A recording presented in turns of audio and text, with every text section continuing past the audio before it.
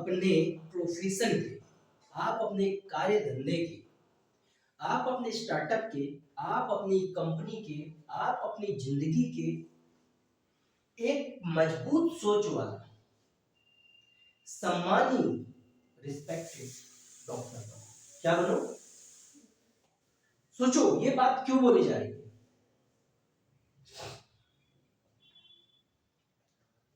क्योंकि जो सम्मानी और मजबूत सोच वाला डॉक्टर होता है ना, जो बड़े बड़े क्रिटिकल कंडीशन में फंसी हुई पेशेंट की जिंदगियां बचाते हैं ना, उनके लिए सबसे ज्यादा महत्वपूर्ण उनकी जिंदगियां होती है। वो अपने प्रोफेशन से बहुत प्यार करते हैं और उनकी सोच बहुत मजबूत होती है और वो हर किसी से अपनी परेशानियां बताते नहीं रहते। समझ रहे हो? अपनी परेशानियां गाते नहीं रहते, लेकिन वही बहुत सारे लोगों को आपने देखा होगा, तिल का ताड़ राई का पहाड़ बनाते रहते, इससे उससे दुनिया भर की बातें शेयर करते रहते हैं, पंचायत करते रहते हैं, अपने दुखड़ा रोते रहते हैं, अपना बचाव करते रहते हैं। ऐसे से जिंदगियां नहीं बदलती। समझ रहे हो?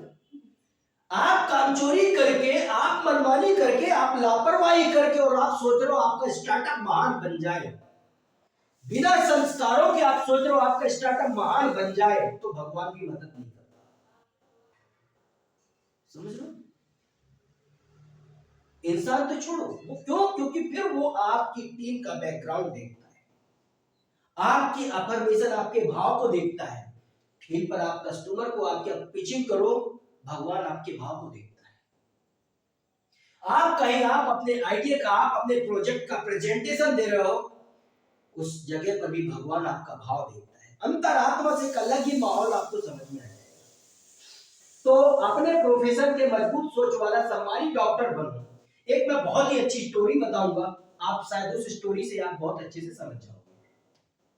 ओके, एक बार क्या हुआ, एक समाज के एक फेमस नेता,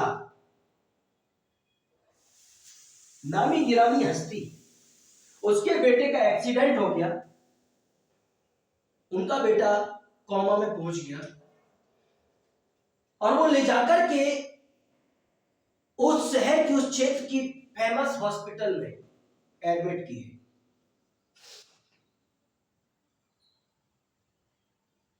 अब वहां जूनियर डॉक्टर तो उपस्थित थे, लेकिन जिस सीनियर डॉक्टर को, एक्सपर्ट डॉक्टर को ऑपरेशन करना था, वो डॉक्टर साहब वहां उपस्थित नहीं थे।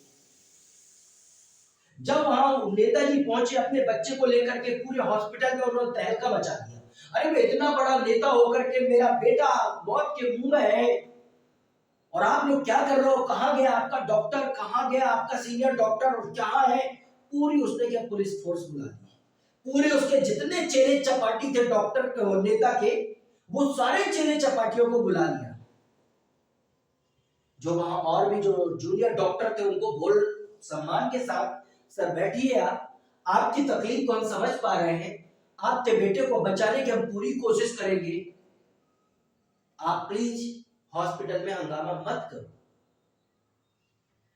पब्लिक को दिखावा मत करो, सभी जानते हैं कि आप यहाँ के फेमस नेता हो। ओके, फिर भी वो आप जानते नहीं हो मैं कौन हूं, मैं कैसा हूं, अपनी दुनिया भर का दिखावा, अपने घमंड में चूर था। सीनियर डॉक्टर को क्या कॉल कर रहा है नंबर लेकर के, तू कहां है? दुनिया भर की गलत शब्दों का उपयोग कर रहा है। मेरा बेटा यहाँ एडमिट है, मेरा बेटे की ऐसी हालत है, वो कोमा में पहुंच चुका है, उसको तो उसको यदि कुछ हो गया तो ध्यान रखना तेरी खैर नहीं। वो डॉक्टर बड़े सम्मान के साथ बोल रहा है, सर मैं कुछ ही समय में पहुंचने की कोशिश कर रहा हूं। जैसे वो डॉक्टर अपने कार्य से फ्री होकर के जैसे हॉस्पिटल में एंट्री किया, तो नेता साहब उसकी कॉलर पकड़ के उसकी गर्दन से झूम गए, उसको तमाचे पे तमाचा मारना शुरू कर दिया। तो भी वो सीनियर डॉक्टर ने पलट करके जवाब नहीं दिया कि मैं कहां था, किस अवस्था में था, किस हालात में था, उसने जवाब नहीं दिया।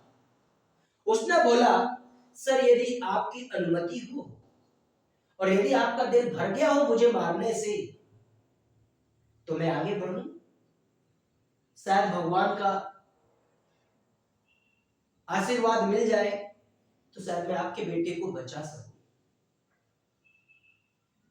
क्या? शायद मैं आपके बेटे को बचा सकूं। फिर बोले, हाँ तुम जाओ, जल्दी जाओ। ये नेता के वर्ड थे और इसके बाद धक्का देकर के डॉक्टर साहब को आगे बढ़ने दिए। डॉक्टर साहब ने बिना भेदभाव किए, मजबूत सोच के साथ, सम्मानित तरीके के साथ, अपने प्रोफेशन से प्यार करते हुए, भगवान का आशीर्वाद लेते हुए, उन्होंने उस पेशेंट का ट्रीटमेंट करना शुरू किया और लगातार 5 घंटे तक उसका ऑपरेशन करते हुए, उसका सारी समस्याओं से निकालते हुए, और उस नेता के बेटे को खतरे की घड़ियों से बाहर निकाल दिया। डॉक्टर को भरोसा हो गया कि अब ये खतरे से बाहर बड़े आराम से निकल आएगा, अब इसको कुछ भी नहीं होगा। 5 से 6 घंटे के ऑपरेशन के बाद, सब कुछ होने के बाद, जब वहां से डॉक्टर साहब निकले और जाकर के बोले, भगवान का शुक्रिया न करो, जिस हालात में आपका बेटा था मुझे नहीं था मालूम, मैंने नहीं बचाया, लेकिन भगवान ने क्या चमत्कार किया, कैसे कैसे विचारों से चमत्कार किया, कि कैसे कैसे तरीके मुझे अपनाने पर मजबूर किया भगवान ने, कि आपका बेटा खतरे की घंटी से बाहर है, खतरे की घड़ियों से बाहर है, खतरे से पूरी तरह से बाहर है, और आपका बेटा बहुत जल्दी अब स्वस्थ हो जाएगा। और मुझसे देरी हुई उस चीज के लिए मैं आपसे माफी मांगता हूं। अब यदि आपकी अनुमति हो तो मैं किसी विशेष कार्य से मैं आगे बढ़ूं। वहां पर फिर उसने उसको रोक दिया कि जब तक मेरे बेटे को कुछ सही अवस्था में नहीं आ जाए तो यहां से आप जा नहीं सकते। डॉक्टर बोल रहा है कि आपका बेटा पूरी तरह से मुश्किलों से बाहर है, ठीक है, लेकिन इसके बाद भी वो खड़े होकर के फिर डॉक्टर साहब को क्या तमाचा मार दिया। तब उसका जो पीए था उससे रहा नहीं गया, तो फिर खड़े होकर के रोते हुए गिड़गिड़ाते उसने क्या नेताजी को एक तमाचा मारने के बाद बोले, आपको शर्म आनी चाहिए, आपको समाज का नेता बनने का हक नहीं है। आपको मालूम है, आपको मालूम है कि डॉक्टर साहब किस हालात में थे, आपको मालूम है डॉक्टर साहब ने क्या खोया है, आपको मालूम है डॉक्टर साहब किस अवस्था में, किस परेशानी से गुजर रहे हैं। अरे सोचो, अभी अभी आपके बेटे को बचाने के लिए इनका एक बेटा, जवान बेटा था, और उसकी मृत्यु होगी, उसको क्या अग्नि दे करके और सीधे डायरेक्ट आकर के और आपके बेटे को बचाने के लिए हॉस्पिटल आए, और आप उनकी भावनाओं की कदर ना करते हुए आप उनके साथ आप अपनी राजनीति आजमा रहे हो। मॉरल ऑफ द स्टोरी मेरे दोस्त, यदि आपको आपका प्रोफेशन प्यारा है, आपको अपने सपने प्यारे हैं, आपको अपनी जिंदगी प्यारी है, आपको अपना सिस्टम प्यारा है, आपको अपना देश प्यारा है, आपको आपका उद्देश्य प्यारा है, तो आप अपने प्रोफेशन के वही डॉक्टर बनो। कौन आपको अच्छा बोल रहा है, कौन आपको बुरा बोल रहा है, कौन आपको गाली दे रहा है, कौन आपकी बेइज्जती कर रहा है, करने दो। हर कोई आपको समझ जाए इसकी गारंटी नहीं है, हर कोई आपके उद्देश्य को समझ जाए इसकी गारंटी नहीं है, हर कोई आपको छोड़ेगा 95% इसकी गारंटी नहीं है, नहीं है गारंटी।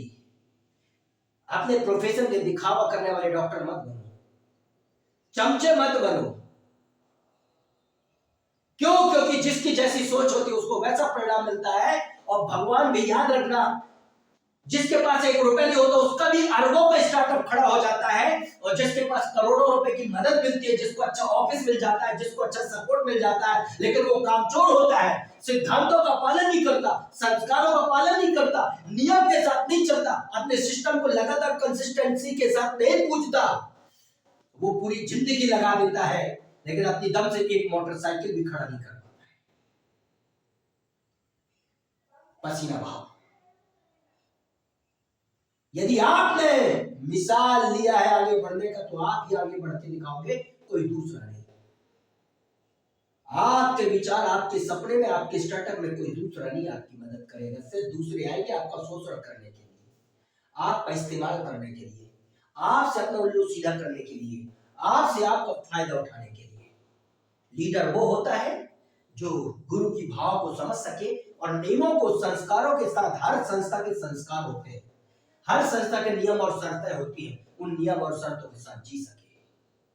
आप इस तरीके मजबूत सोच वाला, अपना दर्द ना बोलते हुए आप अपने प्रोफेशन को जीना सीखो, उस सम्मानित डॉक्टर की तरह। शायद मेरी बात समझ चुके होंगे कि आपको आपका प्रोफेशन कितना प्यारा होना चाहिए, आपको आपकी कंपनी कितनी प्यारी होनी चाहिए, आपको आपका काम कितना प्यारा होना चाहिए। समझदार हो, समझो और अपने प्रोफेशन को जीना शुरू कर दो। Okay guys, let's